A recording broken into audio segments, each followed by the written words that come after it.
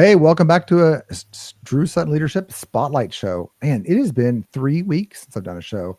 We're going to get into some of the reason that is here on the show. But first, let me tell you about our guest. Our guest is Matt Hall, a dynamic business development representative with Pivotal Advisors. He knows how to fuel growth from the inside out. With a knack for creating repeatable systems and sales structure, Matt partners with business owners and sales leaders to drive efficiency, maximize revenue, and build resilient teams. Starting his journey in sales across collectibles, advertising, and marketing, Matt quickly rose to leadership, sharpening his expertise in defining sales processes and aligning sales strategies with the client's goals. He's earned awards for his results-driven approach and a solid $1 million track record. Now, off the clock, Matt is a dedicated dad of 3 daughters, a runner, and a spirited softball player. I imagine there's a little bit of alcohol involved with that one. Please welcome the growth-minded team-building powerhouse, Matt Hall. Welcome to the show, man. Thanks, Drew. And yes, there is some alcohol involved in softball. It's not a good softball league if it's not some alcohol involved, man. Yeah, if we can't have fun out there, what are we doing? That's awesome. Well, cool, man. So to let everybody know why I had Matt on the show, Matt and I are involved in a it's a consortium of sorts of advisors for small and medium manufacturers, actually really more medium and large manufacturers.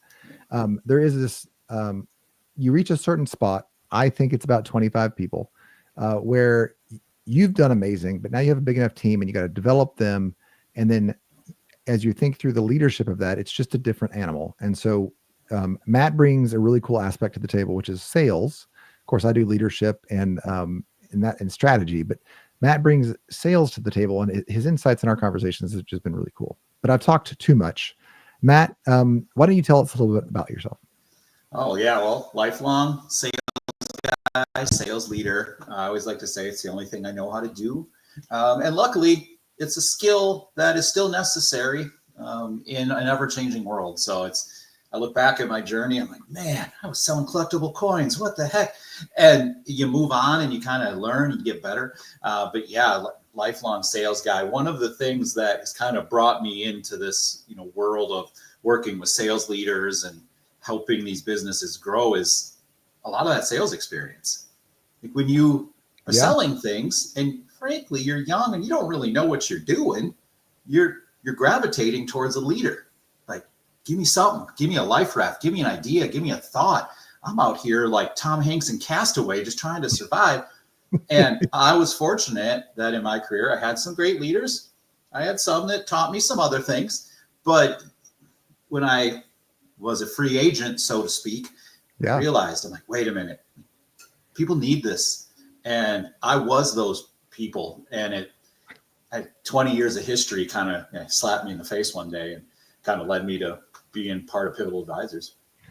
I love that. So I used to do research, right? And we used to say, because you're in research, you're always trying stuff. And sales, I don't think people appreciate this. In sales, you're always trying stuff. What does the market want today? What does the person I'm talking to want? How do I connect with them?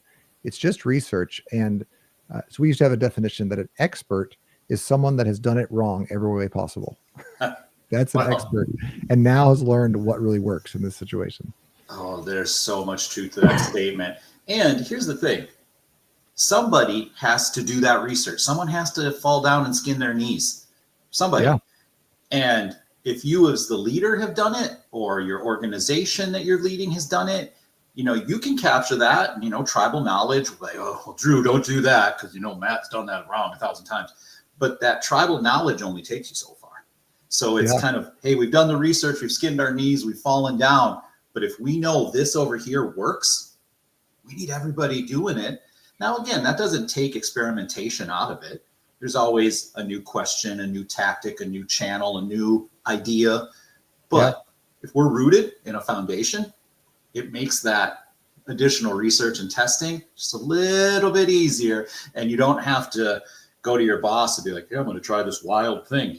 You're going to get pushback.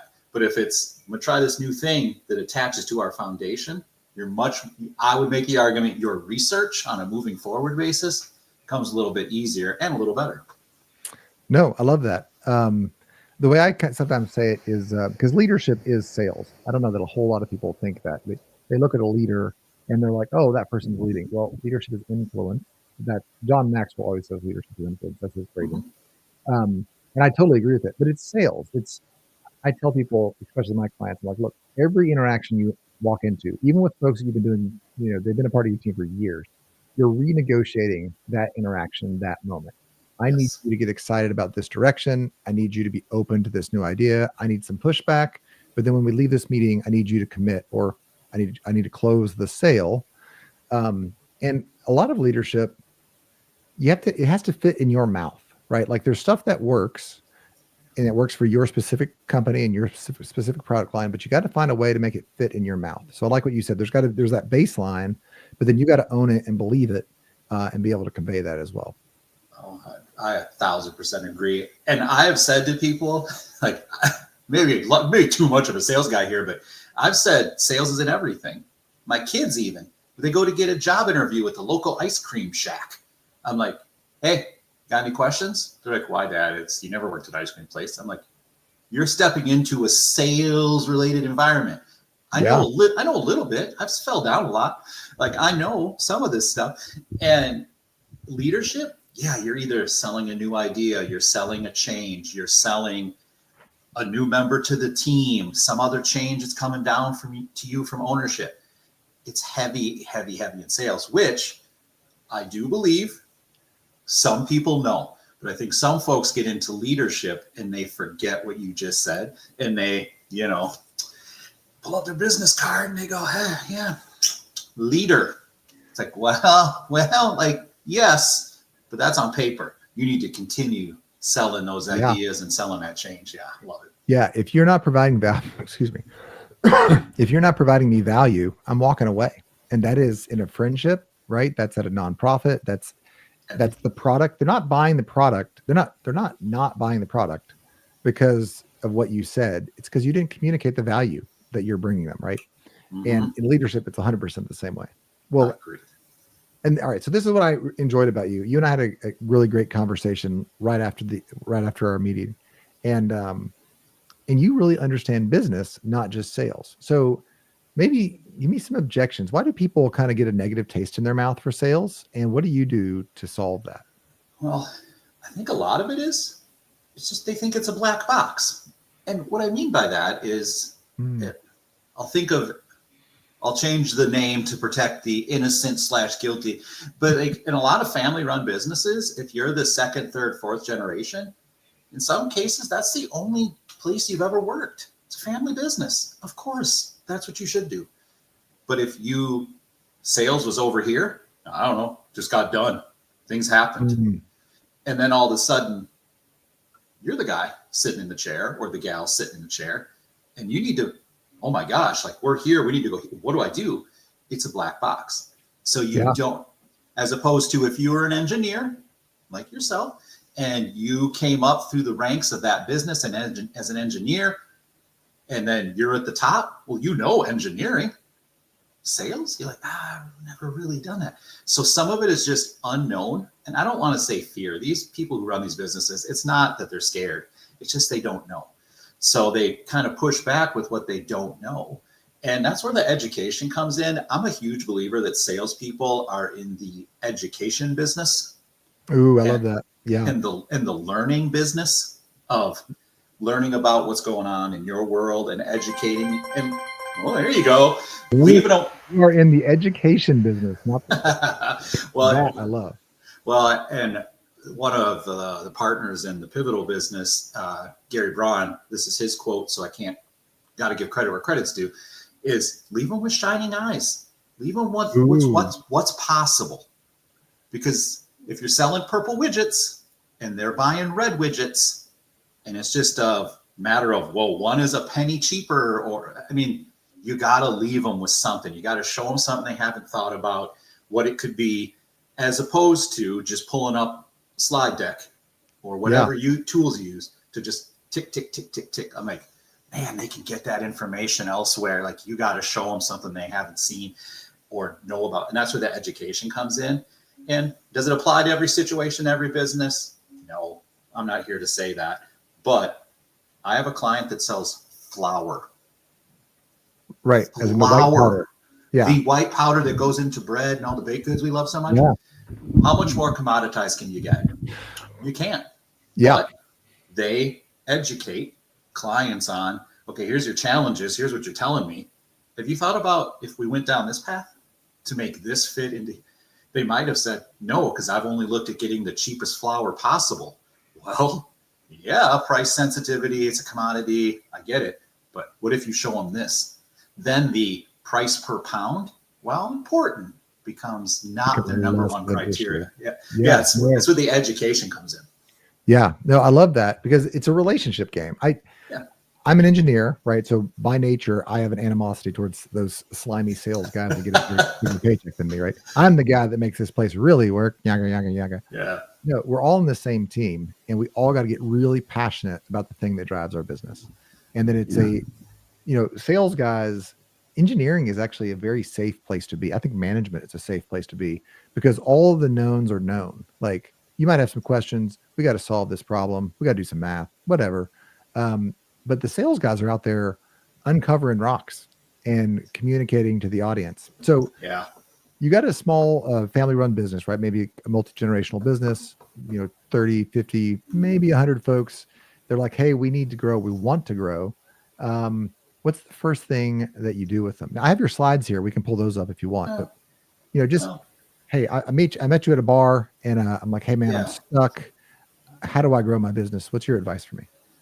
My first piece of advice is you got to look backwards a little bit. Like, what's been your trend line? What's been happening?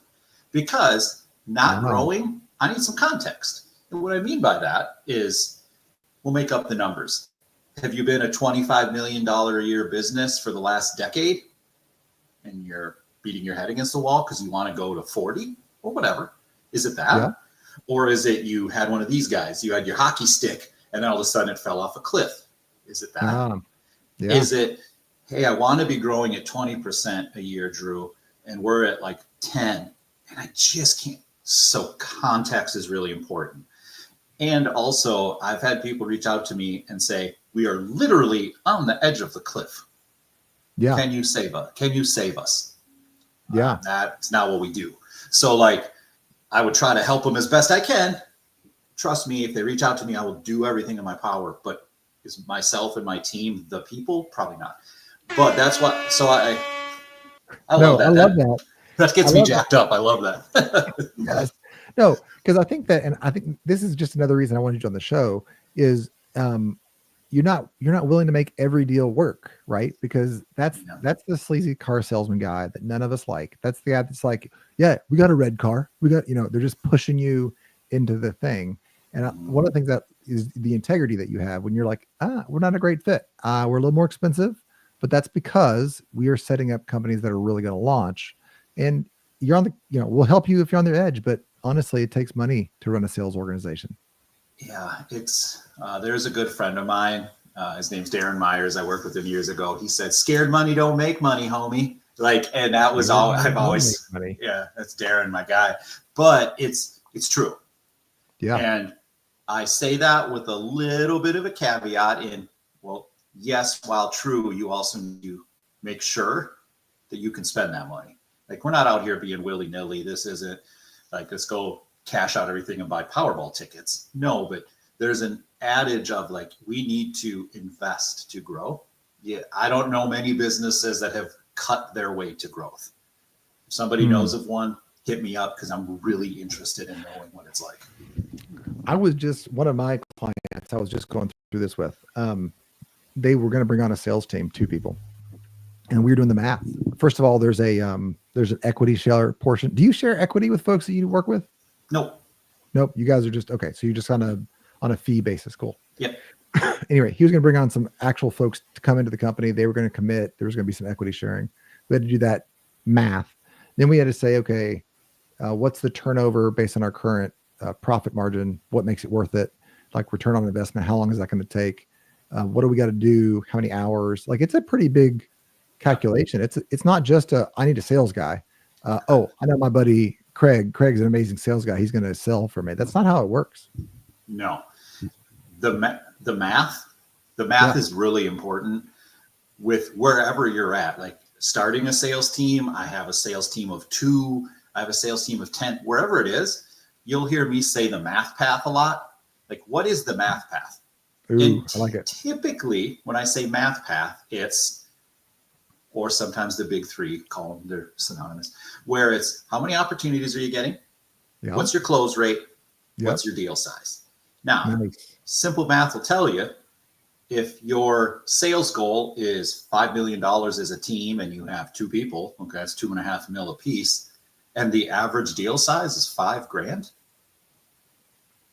Good luck. Like, I mean, I don't have any other magic for you. Like, whoa, that's tough. But if you go, how do we hit that number with these 2 people? We're probably going to have to get bigger deals. Yep. And probably close at a higher rate. Yep. And probably get more opportunities. Or you work the math backwards and say, is our market giving us enough possibilities or enough white space that we hire another salesperson? And the math works to still hit that $5 million number. Because I saw a LinkedIn post, it was this morning, that said one of the most debilitating things that this individual had seen in a sales environment is when the numbers are unachievable, or that is even unfair. Like they look at him and they go, no way,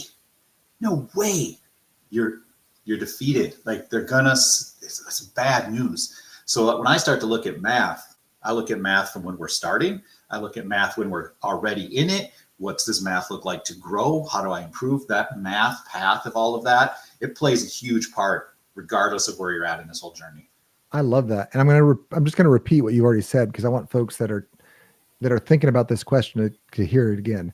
There is top of funnel, or number of opportunities. Mm-hmm. There's conversion rate, and there's size of deal, right? Yep. So if you want more money, you got to increase the size of deal while everything else is constant, increase your close rate while everything is constant, or increase your number of opportunities, top of funnel, right? Correct. And top of funnel is super expensive, right? Well, all right, that's my position. I always say top of funnel is super expensive. How do you take it? Well, it can be. Okay. So some of it depends on, when I say its level of expense is, well, what are you selling? I mean, right. So context is kind of important. Now, very rarely will you hear me say always or every, or because I mean, never say never. I get it. Never say never. I haven't seen everything.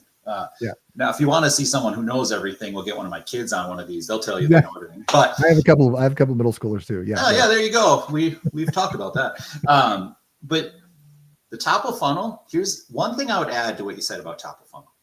Opportunities, we need to get consistent on what that means for that business. Is it people who raise their hand and go, Drew, heard about you. I kind of know what your deal is. I want to talk to you. Is that an opportunity? Right. Or someone hitting your website? Is that an opportunity? Is it someone who wants to get a quote?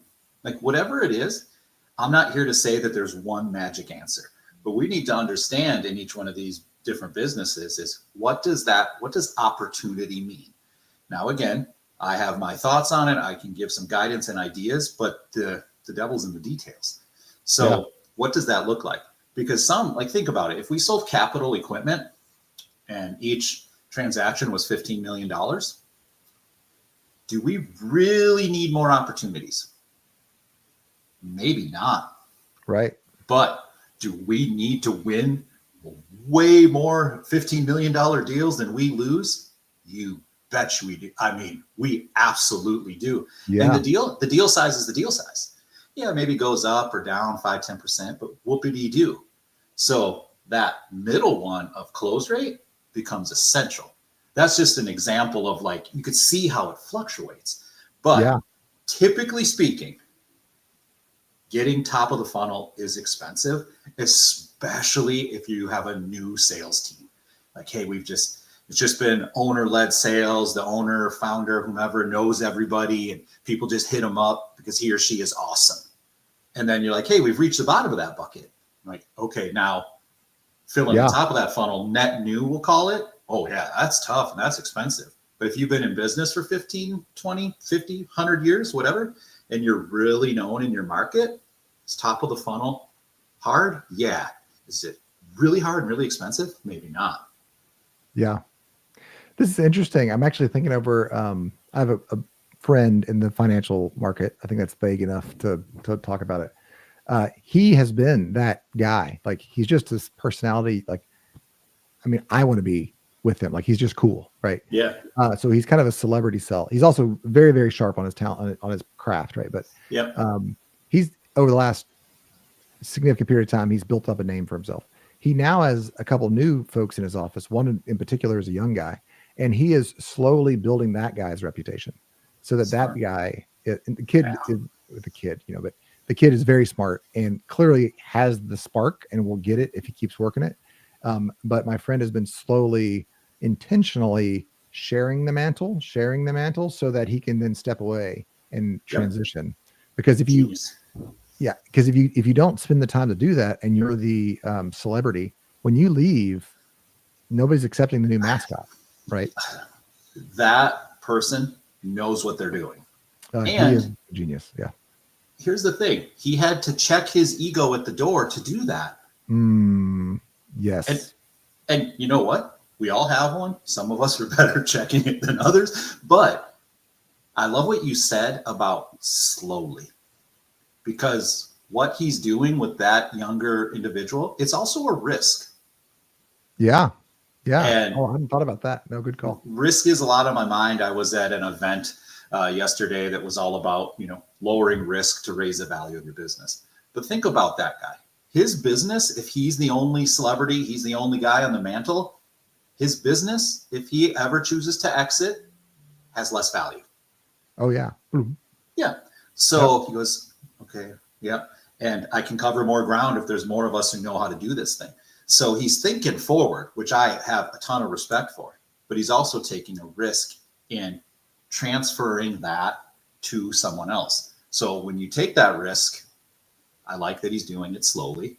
And it also, if you just dump it all on somebody, that's a lot. Like, holy cow, like I'm in this new gig, I got these new people, and then this guy just keeps hitting me. Even the best of us, the smartest, the most motivated, we're still people. We still don't like to drink through a fire hose. And most adults don't like learning through a fire hose. A little bit here, reinforce it here, add a little more, reinforce here. So he's doing it right. And I don't even know who he is. But when you describe it, I'm like, yeah, that's the way. That's exactly it. Because I've watched him do it over the last couple of years. And at first, I thought, like, that's interesting that you're bringing that guy. I saw it as along, right? But over the time, the second character has taken more and more of that center stage. He gets more and more talk time. I was like, oh, well played. Well, yeah. It's funny because in Pivotal Advisors world, I mentioned Gary, one of our co-founders. I've only been here a year and a half in a BD role, business development role. He's done that with me slowly. Yeah. And like at the event yesterday, he raised a question about, how AI can save you time in sales and all that. And he goes, "Where's Matt? Where's my guy, Matt?" And I'm like, "Right here." He goes, "Hey, on average, how long does this take?" And I'm like, too freaking long. He goes, eloquently put, but to really answer your question, about 15 minutes. But here's the thing. He didn't do that the second week I was there because I would have had stage fright. I would have had a touch of imposter syndrome. Like, wow, I don't know. That's the guy. Everyone knows the guy over time. And so I'm living that right now. And it takes time, takes patience. It takes a plan. That's the other thing when it comes into sales. If you go and ask, and I've done this, ask hundreds of salespeople, hey, what are the top traits of top performing salespeople? And this is not Matt's data, Pivotal Advisors data. I think it was Harvard Business Review, but don't quote me on that. There's been a lot of research about this that says the top performing salespeople spend 2 to 4 times more time planning your year, planning your quarter, your week, a call, whatever planning means. They spend 2 to 4 much more time. Think about that. Yeah. No, I love that. I'm a huge planning guy. Peter Drucker says, culture eats strategy for breakfast. So of course, with leadership, I work culture, but I work culture because is going to translate to the strategy. Like if you have a bunch of folks that can't make it in on time, or if you have folks that if you have high turnover or everybody has huge tension, silos, not trust each other, you can't build an organization. You can't build a world-class organization on that. So leadership allows it, but it's all so that you can implement a strategy and a plan. Yeah, absolutely. So this is something that you said to me when we first met, and I loved it. I think we're basically cracking the can here on this. Talk to me about the difference of a sales manager versus somebody that's just been in sales. Oh, I wish someone would have told me this when I got put into sales leadership, or someone would have told me, or I would have had like the mental like flux capacitor moment that where I'm like, oh yeah, I should know. So when you're a salesperson, your job is autonomous. Yeah. For the most part. And you know what? If you're in an organization that has a plan, you kind of know what your goals are, right? Yeah. I got to close this many deals, this much, whatever. Okay. So go forward. What do? Go scare up opportunities, grow clients, make relationships, all the things that we as salespeople need to do. Okay. Right. I need to deliver my lines I need to take the lines and the material that the department gave me. I need to deliver it with authenticity. I'll make a sale, right? Bingo. Build a relationship. Bingo, bango. Right. And now what happens a lot is you're good at that. Yeah. And they go, and this is exactly what happened to me. Matt, you're good at selling this stuff. It was digital marketing services. Hey, and when I was coaching, I wasn't entitled. People would be like, hey, Matt, you know what you're doing here? Could I ask you a question? Yeah, sure. Like, yeah, for sure. Yeah. And then when my boss was gone on vacation, it'd be like, hey, if you got a question, call Matt. Well, I'd been there forever and a day, and I knew things. I could make pricing adjustment. I knew the things. Okay. Then we were growing, and they're like, hey, you're pretty good at this. You've led from the front. You coach a little bit. Okay. Hey, you're a sales leader now. Just like that. Yeah. Different? Yeah, because I'm not chasing deals. No. I'm not. Do I have a number to hit? Yeah, but I need these 5 people on my team to get us to that number. I'm pulling different weight now. And you can make the argument that I'm not even pulling weight. Amen. I say this to my clients all the time. I'm like, listen, if you don't feel worthless twice a day, you are not doing your job as a leader. And that's not to say that you should just like blow off work. What it's saying is that the work of a leader is about incentives. It's about watching your people. It's about lifting up and empowering, training, nudging, encouraging. Like the work of a leader is completely different than the work of the doer. Now the work of if your sales team isn't closing deals, you guys are going bankrupt. So I'm not underplaying what they're doing. Yeah. They're doing more important work than you. But if you don't set them up, then they can't do their job. I recently kind of found a great illustration for this. There's the guy that's on the factory line building the Ford cars, right? Mm-hmm. His boss is making sure that he has a bin full of rivets, right? The boss's job is to make sure the assembly line never stops running. He's not doing the job. He's not building the car, but he's making sure you never have to stop. Like it's just running. Right.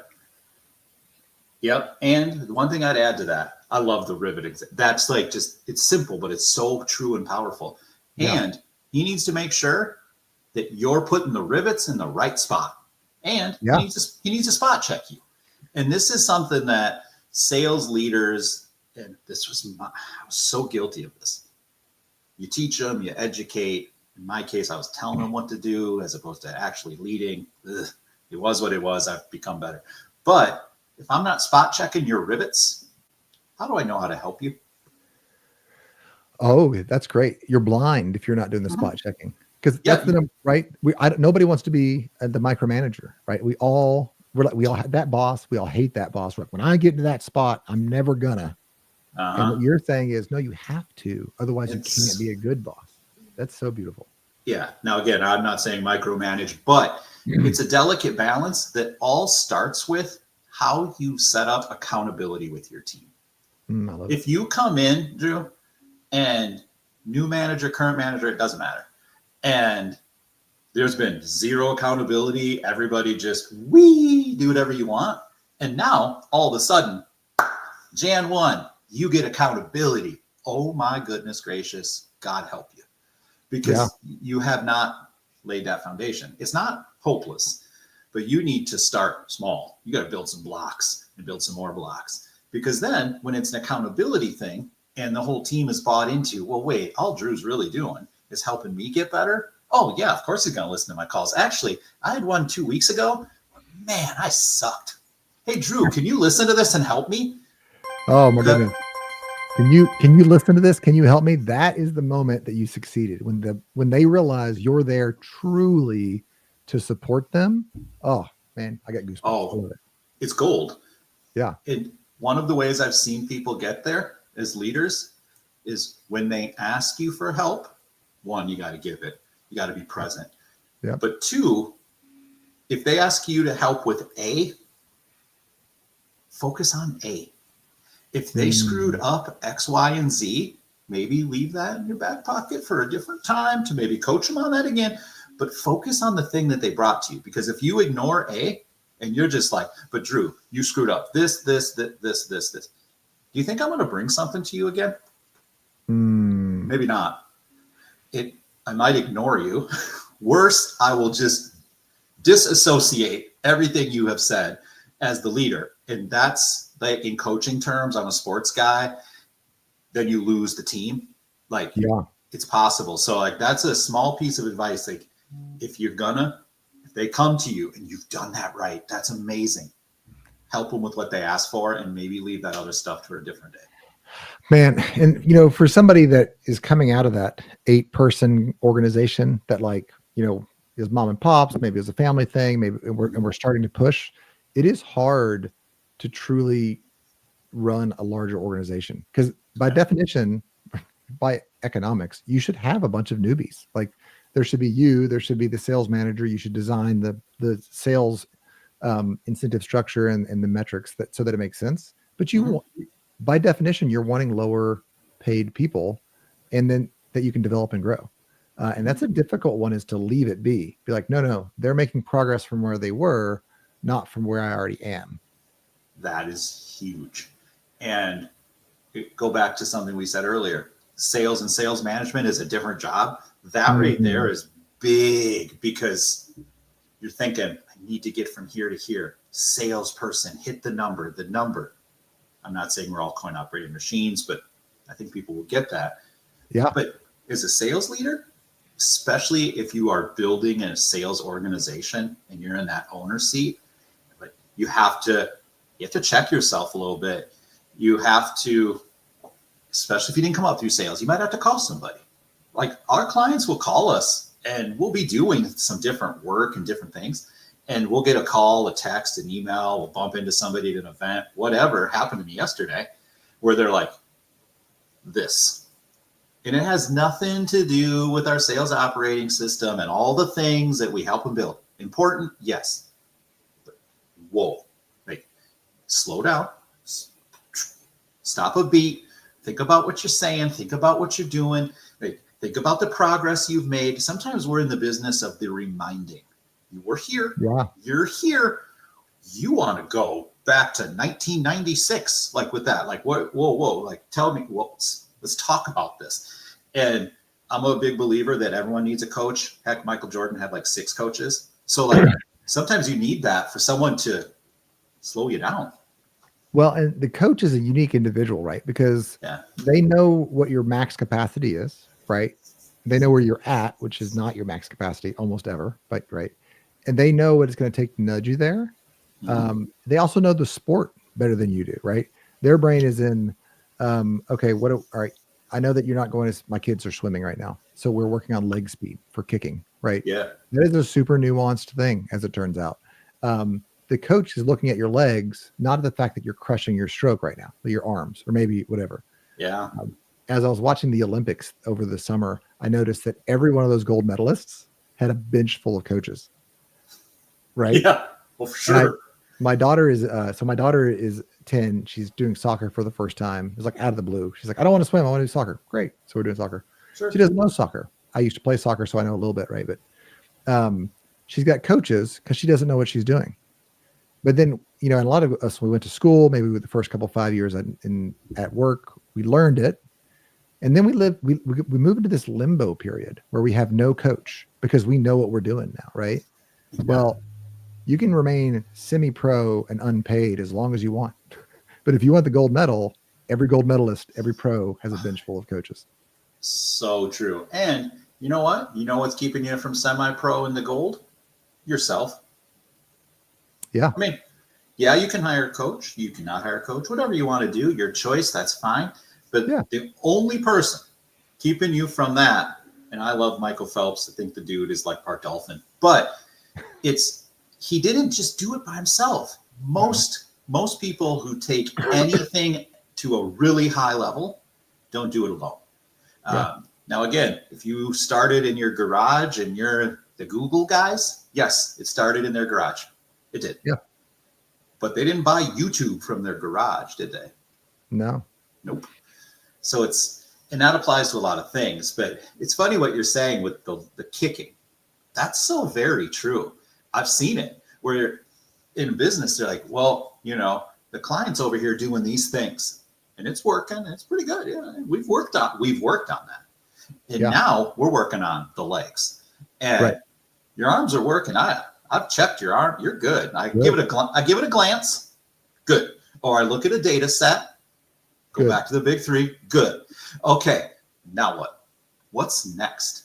Because if we just forget the legs, they're just hanging in the water, dragging. We're playing a real dangerous game that most of us don't want to play.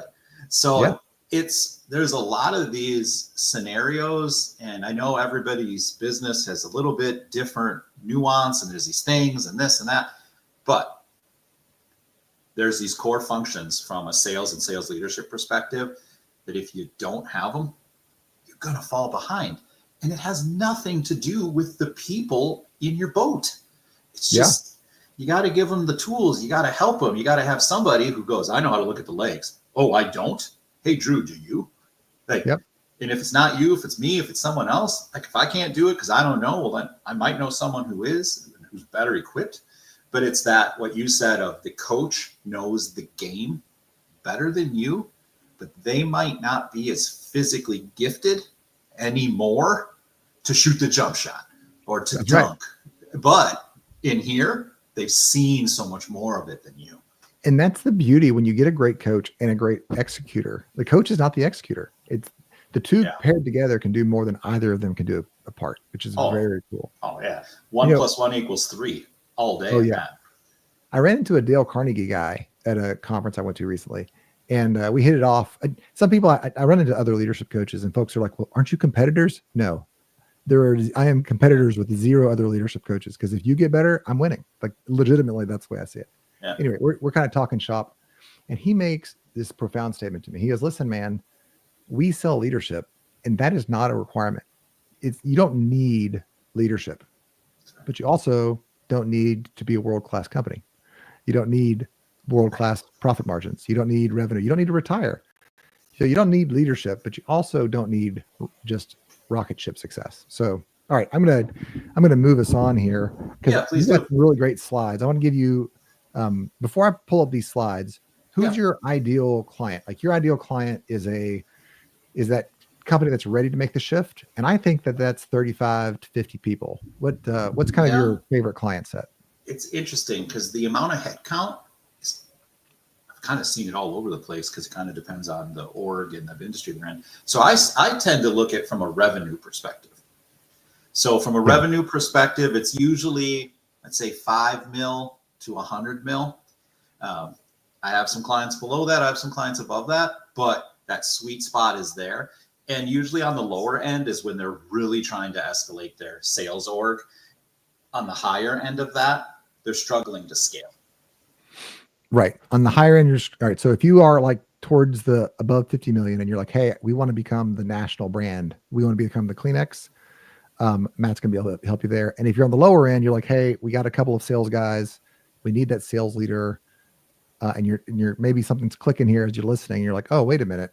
There's more to the sales leadership game than just closing deals. Matt's a great guy for you. But all right, I'm going to jump into your slides here because these are really cool. I'm a frameworks guy, and this is a cool framework. Well, thank you. You and I did talk a lot of framework, so we had a lot of good conversation. This is this is the house that it's built upon. The sales operating system, we've been operating on this with clients for 16 years.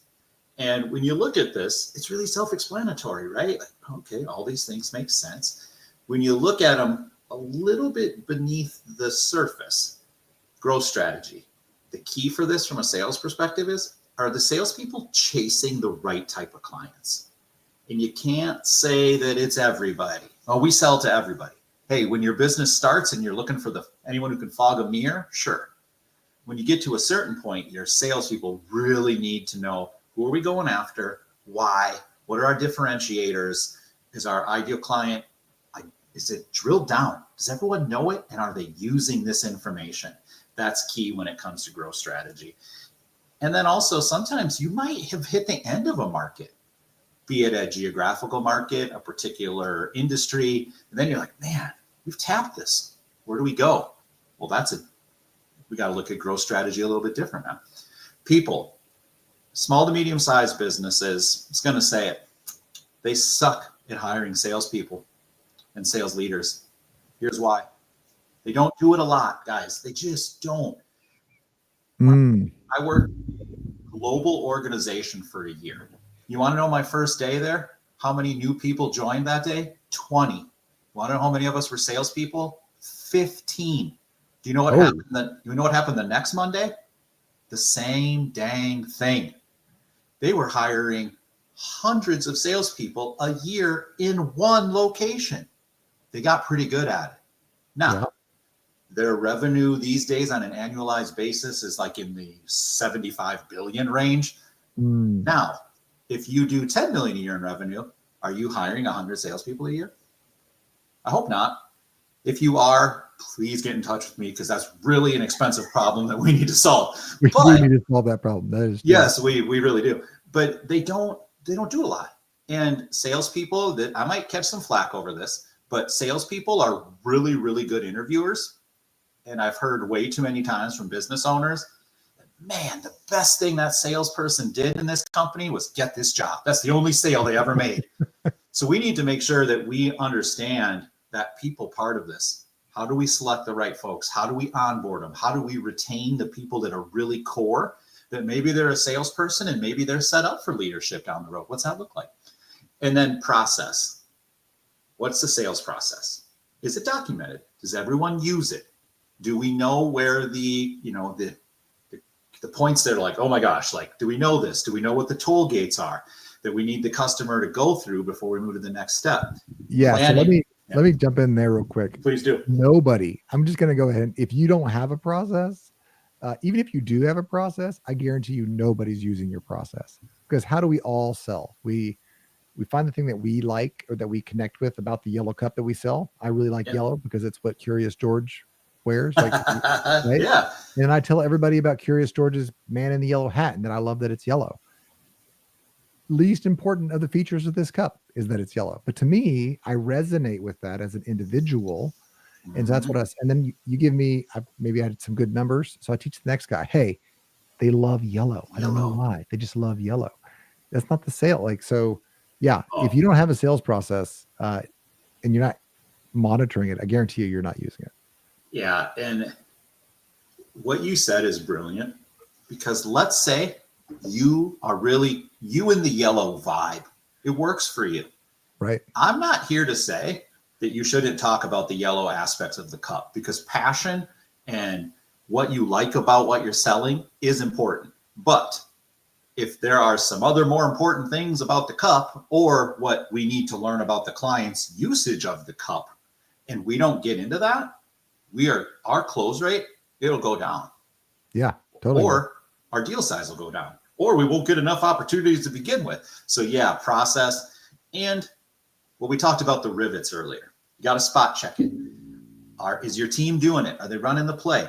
If they ask a different or new question, okay, maybe ask them about it. So we're not under the thumbing with this. We need to give them lines or goalposts to stay within. And then we want to make sure they're executing that as best they can and coach them. So yeah, that's big. Planning also, you'll see on here that there is not a planning, chunk.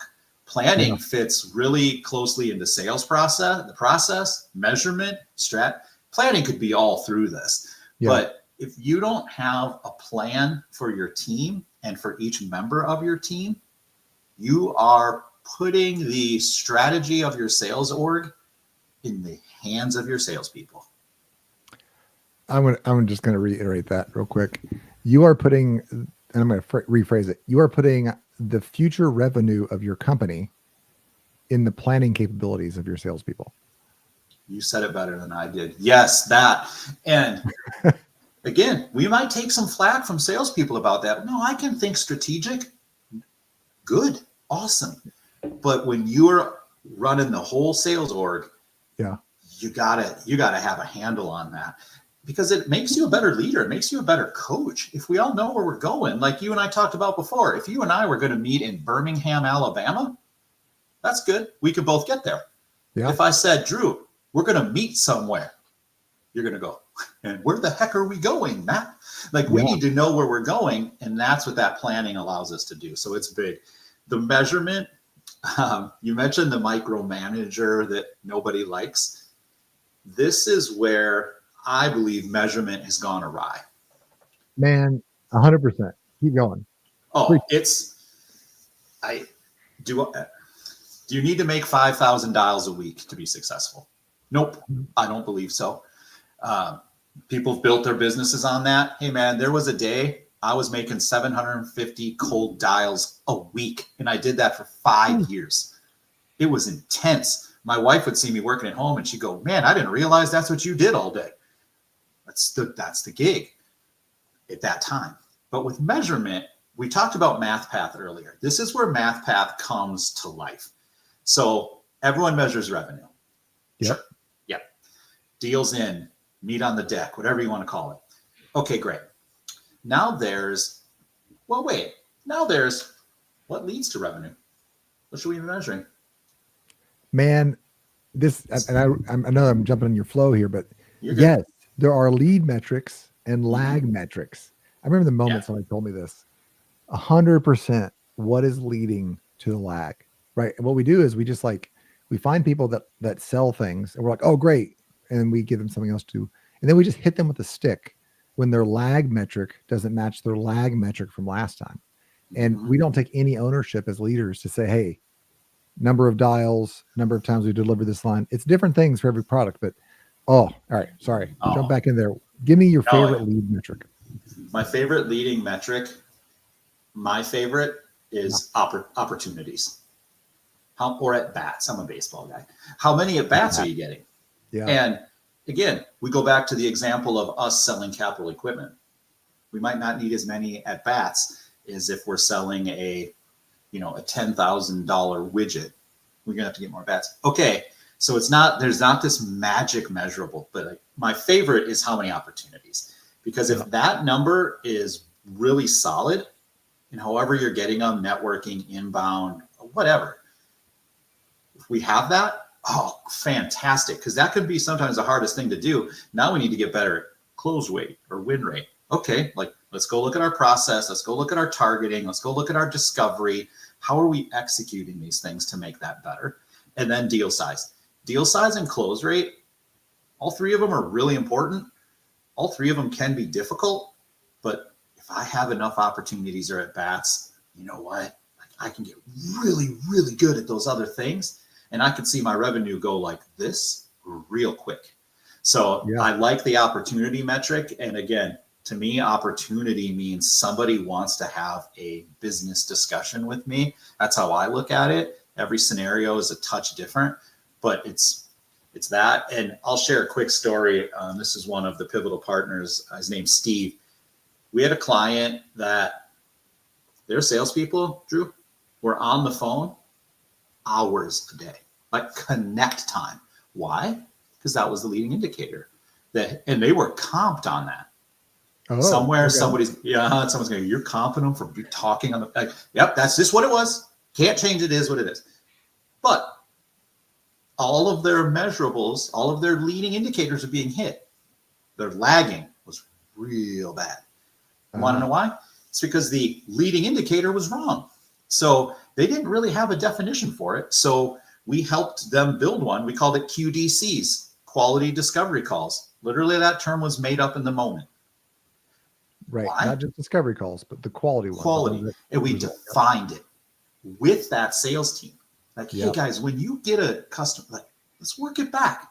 And they're like, this. And here was the magic of that. Defining it, yep, that's important. Here was the magic. We could have set an unrealistic number and said, you know what, team, you need to be doing 50 QDCs a week, or some just made up thing. We asked them, how many do you think you could do in a week? We asked them. We got varying answers. And I think they landed on like 10. And we like, oh, well, we really appreciate the feedback. You know where we started? Less than 10. Here's why. We made a massive change on their leading indicator. Massive. Oh, yeah. We wanted to build momentum. So in the first week, when 95 or 100% of the team hit that leading metric, like, awesome, you guys are killing it. And then we inched it up as we saw that they could do it, and they knew they could do it. Because if we set it at 10 and only one person hits it, the rest of the team goes, this sucks. This idea is terrible. Let me go back to the old way. No, we're kind of in the change management business here. Like, yep. Let's get it. Let's get it. And then we moved up. And then over time, we had like this really solid leading indicator that, again, that's not the leading indicator forever. Business changes, sales changes, but that took them a long way. And you know what that did? Completely changed the lagging, because they weren't worried about some of these guys, Drew. They were talking to their Nana, literally on the phone with Nana for an hour. Look at my talk time going, who are you talking to? Yeah. Nana. She's telling me about her banana bread and her neighbor. Like, this was a long time ago. This was before the recording. So, I mean, it's man, big. I used to say this in engineering all the time, because they were always trying to change the engineering compensation. Mm-hmm. And I would say, listen, you're paying us to be smart. Don't treat us like we're stupid. Like, like I used to call it the chortle. Like, I could just hear them in a room somewhere, like, oh, guess what we'll do? Like, we're very smart people. Everybody in this organization is very smart. Like, probably we shouldn't be here if we're not. And you're like setting up these like tricks to incentivize us to do this thing. And people will call Nana. If you set it up right, they're like, wait a minute, all I have to do is call Nana and you'll pay me? Deal. Done. Deal. So being clever and intelligent, not tricky, but like articulating a comp plan that will get it done is 100%. And I know that's your last. Well, the comp's tricky. Here's why. Go ahead. Give me a quick line on it. But in all honesty, it's so tricky. I don't want to do surgery in the waiting room here. I want folks that are listening to call you up and to connect with you on this, because it is tricky. It's tricky. So give me a short, but don't give us the whole nugget, because I want them. I want them to call you and find out how to get this done. If I had a magical nugget for comp, I'd probably own a yacht. Just so you know. I do not own a yacht. Yeah. But here's the thing with comp. One really important thing. How does your compensation strategy drive the behaviors you want? This is a behaviors game. Some people will say it's all outcome based. Okay. Yes, there is an outcome-based part of comp when it comes to sales. That's just the facts of it. But how does your comp strategy drive the behaviors that you want? And then this ties back to your measurement. If we want them to do these things, we need to make sure that our comp plan aligns with that. That's big. The other word of warning, if you haven't changed your comp plan in a decade, oh man, like, you're not. It's probably not relevant. It's probably not relevant. Or I'm not a fear monger kind of guy, but if you say, and I've seen this, I've lived this, wait a minute, how come no one chases new business? Well, are you incentivizing them to? Is it part of your strategy? Is it part of your comp plan? Like, you can't just look at the salespeople and go, they don't want to chase new. What's wrong with them? Replace them. I mean, you could do that. You could, but like, I just had a client. I'm going to try to be very vague on this. They had a lot of different clients, and they kind of sold an information product. And they had trouble getting engagement from their clients. We'll just call it a newsletter. It wasn't a newsletter, but we'll just pretend that it was a newsletter. And I asked them, I said, do you know what your readers' comp plan is? And they were like, what? I was like, do you know what they're getting paid for? because these were, executive folks that were reading this newsletter. Yeah. I was like, you need to ask them what controls your bonus. And they're like, we will not ask them that because that's an offensive question. And it is an offensive question. I'm not suggesting you ask people that. But if you figure out what their comp plan is, and there's lots of ways to do it, the easiest one is just like, hey, what is your top priority this year? I guarantee you it's their top priority because it's connected to their bonus. Yeah. If it's not on the bonus plan, it don't matter, right? If it doesn't connect to their Christmas vacation, that's why that movie is so funny, right? If it, Yeah. right, you find out what your customer's bonus is connected to, and I can tell you exactly what they're going to buy. I can tell you exactly how fast they'll buy, why, like it's what their bonus is based on, because that's their retirement. That's the whole reason we're playing the game. Anyway, comp plan is non-trivial. It's difficult to make, but it 100% is the key driver in all behavior and decision-making. Yeah. And something you've said today, and you said it to me previous, is the carrot and the stick. Oh, Like, yeah. And also, don't treat your people like they're stupid. They work for you for a reason. You hired them for a reason. It's because they're good at what they're good at something. Yeah. And you need to get something additional out of them. We all know what the game is here. So like, let's not play stupid games. Let's just say, oh, okay, hey, look, the stick should never happen. Accountability should be coming out in one-on-ones. We should be having these difficult conversations as opposed to the big difficult conversation.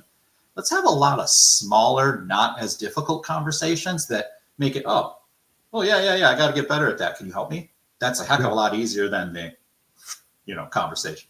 But that comp thing is, I struggle when people say the salespeople are the problem. They're lazy. And I hear it sometimes and I have to bite my tongue. And I always say, I go, maybe it's possible, but what have you done? What have you done to incentivize them? What have you done to help them grow? What have you done to give them direction? Like, what have you done? Because if they're just salespeople out there in the field doing their best and that's it, and that's all you're giving them, well, you get what you get. So you gotta look, and comp plays that, the stick, the carrot, all of it goes back to, I'm deeply rooted in that, and goes back to these leaders don't always know what good looks like. So we got to show them. Yeah, no, 100%. And just, if you're a leader out there and you're like, maybe this is the first time, first of all, you've stuck around for nearly an hour. Thanks. But also if you're like, maybe I need to rethink this. Like I do need to, because I remember when I had a bad boss, or maybe you don't like your current comp plan. Hey, it's a hard question. Like that's okay. The fact that you're like acknowledging that you need some help with this says you're better than 90% of the people out there. Right. Completely agree.